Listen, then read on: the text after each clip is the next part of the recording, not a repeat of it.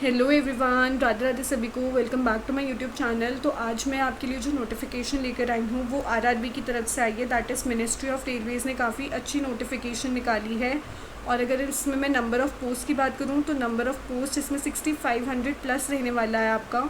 और number of post की बात करें तो इसमें डिफरेंट डिफरेंट पोस्ट निकली हैं। दैट इज़ 25 डिफरेंट पोस्ट हैं जिसके लिए आप अप्लाई कर सकते हो। और अगर मैं बात करूँ एलिजिबिलिटी की तो यहाँ पे 10th और 12th वाले भी अप्लाई कर सकते हैं। तो इस वीडियो को पूरा एंड तक ज़रूर देखना ताकि आपको पता चल सके कि कैसे अप्लाई करना है, क्या मोड ऑफ सिलेक्शन रहने वाला है। एंड सबसे अच्छी बात इसमें एक सिंगल टेस्ट रहेगा आपका। दैट इज़ सिर्फ आपको एक टेस्ट देना है और उसके बाद आपकी गवर्नमेंट जॉब जो है वो फिक्स हो जाएगी। ठीक है, तो वीडियो को एंड तक ज़रूर देखना ताकि आपको सब चीज़ें डिटेल में पता चल सके। तो चलिए वीडियो को स्टार्ट करते हैं। और इससे पहले अगर आप इस चैनल पे पहली बार आए हैं तो please like share and subscribe कर देना ताकि आपको ऐसी और जॉब अपडेट्स मिलती रहें फ्यूचर में। तो चलिए स्टार्ट करते हैं वीडियो को। तो जैसे कि मैंने आपको बताया यहाँ पे 6557 वैकेंसीज़ हैं टोटल। डिफरेंट डिफरेंट जोन में निकली हैं। तो आप जिस भी जोन के लिए अप्लाई करना चाहते हैं उसमें आप अप्लाई कर सकते हैं। वो हम अभी डिटेल में नीचे देखेंगे।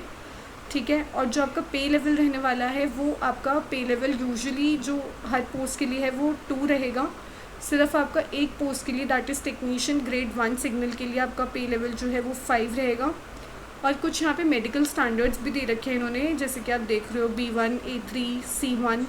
ये डिफरेंट डिफरेंट स्टैंडर्ड्स हैं, कुछ मेडिकल स्टैंडर्ड्स हैं। या आप ज़रूर से चेक कर लेना कि आप इसके लिए फ़िट हो या नहीं हो, तभी आप इस जॉब के लिए अप्लाई कर सकते हो। और यहाँ पे इन्होंने हर पोस्ट के सामने अलग अलग वैकेंसीज़ के नंबर भी दे रखे हैं कि टोटल वैकेंसीज इतनी इतनी है हर पोस्ट के लिए। ठीक है, तो सबसे पहले हम पे लेवल की बात कर लेते हैं। तो पे लेवल जो रहेगा आपका टेक्नीशियन ग्रेड 1 सिग्नल के लिए वो आपका 29,200 रहेगा। दिस इज़ योर इनिशियल पे, बेसिक पे है। इसके बाद आपको अलाउंसेस भी मिलते हैं तो काफ़ी अच्छी सैलरी बन जाती है। और जिसका मेडिकल स्टैंडर्ड है वो B1 रहेगा। ये अभी मैं आपको डिटेल में दिखा दूँगी नीचे कि B1 का मतलब क्या है, C1 का मतलब क्या है, तो आप वो उस अकॉर्डिंग देख लेना। अगर एज की बात करूँ तो एज 18 to 33 ईयर्स रहेगी आपकी यहाँ पे। एंड टोटल वैकेंसीज़ जो है वो 323 निकली है इसमें। टेक्नीशियन ग्रेड 2 की बात करें तो आपका यहाँ पे 19,900 इनिशियल पे रहेगा। एंड एज लिमिट जो है वो 18 to 30 ईयर्स मांगी गई है। एंड टोटल वैकेंसीज़ इसमें 6234 वैकेंसीज रिलीज़ हुई हैं। ठीक है, इंपॉर्टेंट डेट्स की बात कर लेते हैं। तो सबसे पहले आपको ऑनलाइन एप्लीकेशन जो है वो स्टार्ट हो चुकी है 30 जुलाई 2026 से। एंड जो क्लोजिंग डेट है आपकी वो 29 जुलाई है। 12 बजे से पहले आपको फॉर्म फिल करना है। एंड 29 का वेट मत करना, उससे पहले अप्लाई कर देना अगर आप इस पोस्ट के लिए एलिजिबल हो, क्योंकि लास्ट टाइम पे बहुत ही क्रैश हो जाती है वेबसाइट। तो प्लीज़ उससे मेक श्योर करना आप पहले अप्लाई कर दो। ठीक है, अब कुछ इंपॉर्टेंट इंस्ट्रक्शंस इन्होंने दे रखे हैं वो आप देख लेना। मेडिकल फिटनेस, एज वगैरह, आपको अपना खुद का एक्टिव मोबाइल नंबर होना चाहिए, वैलिड पर्सनल ईमेल आईडी होनी चाहिए। तो ये सब आप एक बारी पढ़ लेना कि काफ़ी लंबी नोटिफिकेशन है। तो इसमें जो भी इंपॉर्टेंट पॉइंट्स होंगे वो मैं आपको डिटेल में बताऊँगी। ठीक है, देन नेगेटिव मार्किंग की बात करें तो नेगेटिव मार्किंग रहेगी आपकी 1/3 की। कुछ बैन आइटम्स दे रखे हैं इन्होंने कि आपकी ये सारी आइटम्स हैं जो आप नहीं लेके जा सकते अपने साथ, जैसे कि मोबाइल फ़ोन्स हो गया, ईयरफोन्स, वॉचेस, ब्लूटूथ, ये सब आप नहीं लेके जा सकते। तो ये एक बारी आइटम्स पढ़ लेना, सारी लिस्ट दे रखी है इन्होंने। ठीक है, उसके बाद अगर हम बात करें पोस्टिंग की तो आपकी जो भी पोस्टिंग आएगी वो आपकी 5 से 10 साल तक आपकी वहीं पे रहेगी। आप ट्रांसफ़र के लिए रिक्वेस्ट नहीं कर सकते हो इस टाइम पीरियड से पहले। ठीक है, और अगर हम इसकी बात करें फ्री ट्रेन ट्रैवल फैसिलिटी की तो ये आपको फ्री स्लीपर क्लास रेलवे पास देंगे SC/ST कैंडिडेट्स को। जब उनका E-कॉल लेटर आ जाएगा, दैट इज़ और एडमिट कार्ड जब आपका आ जाएगा, तब आप फ्री स्लीपर क्लास रेलवे के लिए आप एलिजिबल हो SC/ST कैंडिडेट्स। ठीक है, तो ये भी काफ़ी अच्छी चीज़ प्रोवाइड कर रहे हैं ये। अब ये मैं आपसे बात कर रही थी कि मेडिकल फ़िटनेस ये सबसे इम्पॉर्टेंट है। तो हर पोस्ट के लिए ना अलग अलग मेडिकल स्टैंडर्ड्स उन्होंने मेंशन कर रखा है हर पोस्ट के आगे। वो मैं अभी आपको नीचे दिखा दूँगी कि आपकी पोस्ट के लिए क्या क्या है।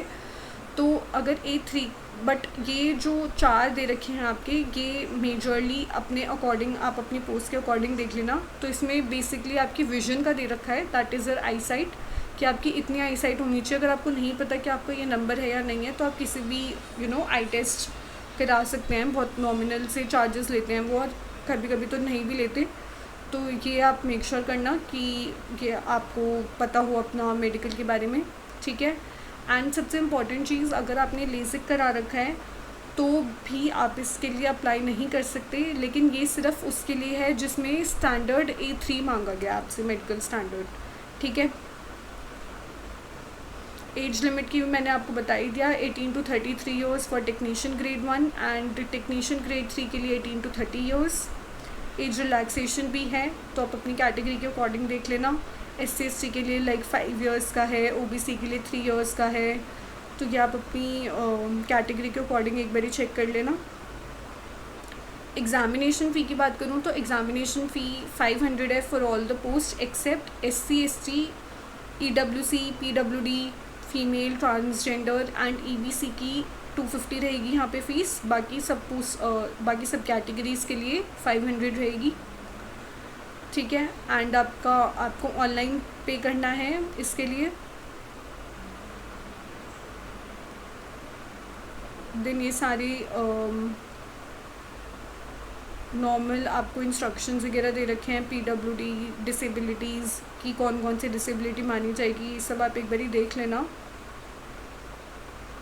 अगर हम और नीचे चलें तो यस, नो ऑब्जेक्शन सर्टिफिकेट भी देना पड़ेगा। जो भी अगर अभी किसी भी रेलवे डिपार्टमेंट में काम कर रहा है या फिर सेंट्रल या स्टेट गवर्नमेंट में काम कर रहा है, उसको अपने एम्प्लॉयर से लेके नो ऑब्जेक्शन सर्टिफिकेट भी यहाँ पे सबमिट करना है at the time of DV, ठीक है। डॉक्यूमेंट वेरिफिकेशन भी होता है यहाँ पे, तो डॉक्यूमेंट वेरिफिकेशन के टाइम पे आपको ये सबमिट करना है। रिक्रूटमेंट प्रोसेस की बात करें तो आपको रिक्रूटमेंट प्रोसेस ऑनलाइन ही रहेगा, आपको कहीं जाके नहीं भरना फॉर्म, आपको ऑनलाइन ही भरना है, ठीक है। एंड सबसे इम्पॉर्टेंट चीज़ कि आपका कैसे ये सिलेक्ट करेंगे, तो सबसे पहले आपका CBT रहेगा, जैसे कि मैंने आपको बताया था कि सिंगल बेस टेस्ट है आपका। यहाँ पे आपका टेस्ट हो जाने के बाद आपका DV होगा, उसके बाद मेडिकल एग्जामिनेशन होगा, ठीक है। CBT में आपका कैसा पैटर्न रहेगा, तो CBT में अलग अलग दे रखा है, टेक्नीशियन ग्रेड 1 के लिए अलग है एंड टेक्नीशियन ग्रेड 2 के लिए अलग है, वो मैं अभी आपको बता ही रही हूँ जैसे कि यहाँ पे। तो इसमें जो टोटल क्वेश्चंस रहने वाले हैं आपके वो 100 रहेंगे एंड टोटल ड्यूरेशन आपको 90 मिनट्स दिया जाएगा। एंड नेगेटिव मार्किंग तो मैंने आपको स्टार्टिंग में बताया था कि आपका 1/3 रहेगा, ठीक है।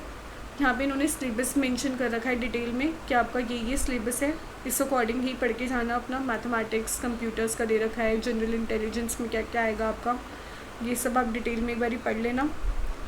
ये सारे आपके सब्जेक्ट्स रहने वाले हैं, ये भी इन्होंने मेंशन किया हुआ है, general awareness, reasoning, computers, mathematics, basic science and engineering and number of questions उसके आगे मेंशन कर रखे हैं। फॉर एग्जांपल जनरल अवेयरनेस का आपके 10 क्वेश्चंस आएंगे, रीजनिंग के 15, कंप्यूटर के 20, मैथमेटिक्स के 20 एंड साइंस के 35, तो टोटल आपके 100 क्वेश्चंस हो जाएंगे। एंड जो मार्क्स है ईच सेक्शन के लिए वो 1 मार्क है for each question and total आपका 100 मार्क्स का ये टेस्ट रहेगा, ठीक है। फिर अगर हम टेक्नीशियन ग्रेड 2 की बात करें, मैंने आपको बोला ना टेक्नीशियन ग्रेड 1 के लिए अलग पेपर है, टेक्नीशियन ग्रेड 2 के लिए अलग है, टेक्नीशियन ग्रेड 3 के लिए। ड्यूरेशन एंड टोटल क्वेश्चंस की बात करें तो ये सेम है, नेगेटिव मार्किंग भी रहेगी यहाँ पे। सिलेबस एक बार आप अपना देख लेना डिटेल में। इसमें सब्जेक्ट्स आपके सिर्फ 4 रहेंगे, that is your mathematics, reasoning, science and general awareness. Number of questions यहाँ पे डिफरेंट है, that is 25 for mathematics and reasoning, 40 आपके साइंस के रहेंगे एंड जनरल अवेयरनेस के 10 क्वेश्चंस। तो टोटल नंबर ऑफ़ क्वेश्चंस आपके 100 रहेंगे, ईच कंटेनिंग 1 मार्क्स, तो आपका यहाँ पे टोटल 100 मार्क्स का रहेगा, ठीक है। फिर डॉक्यूमेंट वेरिफिकेशन होगा, जब आपका अगर आप स्टेज 1 को क्लियर कर लेते हो तो फिर आपका डॉक्यूमेंट वेरिफिकेशन होगा, जो भी मेरिट लिस्ट बनेगी उसके अकॉर्डिंग आपको बुलाया जाएगा डॉक्यूमेंट वेरिफिकेशन के लिए। एंड इन केस अगर 2 कैंडिडेट्स के इक्वल मार्क्स आते हैं, फॉर एग्जांपल 100 में से किसी बच्चे के 90 ही आते हैं, दो बच्चों के 90 आते हैं, तो उनको जिसकी भी एज हाई होगी उसको प्रेफरेंस दिया जाएगा, उसको चांस दिया जाएगा अगर लिमिटेड नंबर ऑफ़ सीट्स हैं उसमें, ठीक है। और अगर इन केस एज भी उसकी सेम है तो अल्फ़ाबेटिकल ऑर्डर के अकॉर्डिंग उसको प्रेफरेंस दी जाएगी, ठीक है। देन आपको अप्लाई कैसे करना है, तो आपको ऑनलाइन अप्लाई करना है, मैं आपको डिस्क्रिप्शन बॉक्स में दे दूँगी इसका PDF का लिंक भी और आपको ऑनलाइन लिंक, ठीक है। लाइव फ़ोटो कैप्चर होगी आपकी यहाँ पे, तो उसके लिए रेडी रहना। एंड अपने सारे डॉक्यूमेंट्स को स्कैन करके रखना। डॉक्यूमेंट्स की लिस्ट भी आपको नीचे दे रखी है, like your signature, photograph, your educational documents, ये सब अपने रेडी रखना फॉर्म फिल करने से पहले। देन ये सारी वेबसाइट्स दे रखी हैं अलग अलग रीजन्स की, तो अगर आप इस पर क्लिक करोगे तो ये आपको डायरेक्ट कर देगा उस वाली वेबसाइट पे, जैसे कोलकाता, मुंबई, इन सब के अलग अलग वेबसाइट्स हैं इंडियन रेलवेज़ की।